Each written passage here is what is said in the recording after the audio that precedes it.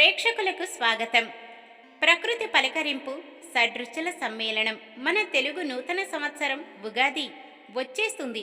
ఈ పరాభావనామ సంవత్సరంలో మన జీవితాలు ఎలా ఉండబోతున్నాయి, అసలు ఈ పండుగ వెనుక ఉన్న రహస్యాలేమిటో ఈ వీడియోలో తెలుసుకుందాం.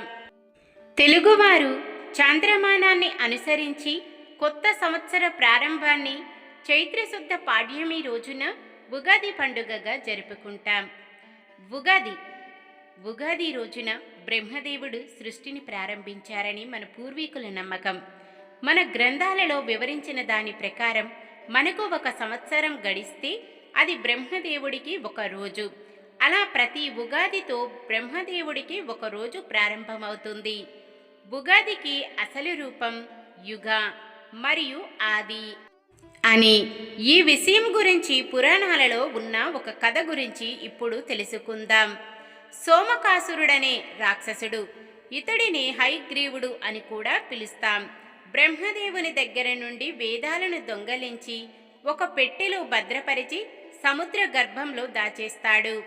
బ్రహ్మదేవుడు సృష్టి రచన చేయకూడదనే ఉద్దేశంతో వేదాలను సోమకాసురుడనే రాక్షసుడు అపహరించాడనే విషయం విష్ణుమూర్తికి తెలిసిపోతుంది.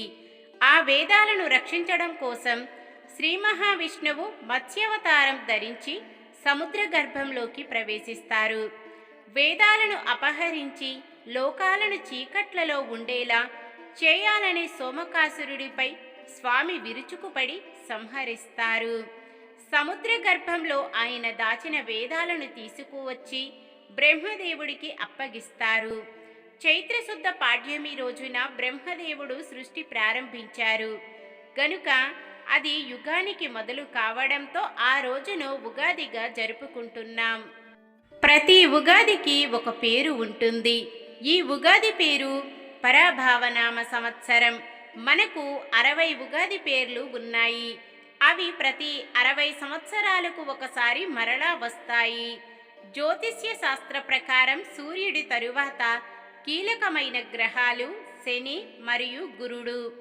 ఈ 2 గ్రహాలు ఉన్న చోట నుండి బయలుదేరి మరలా అదే ప్రదేశానికి తిరిగి రావడానికి 60 సంవత్సరాలు పడుతుంది. అందువలన ప్రతి 60 సంవత్సరాలకు ఒకే ఉగాది పేరు మరలా వస్తుంది.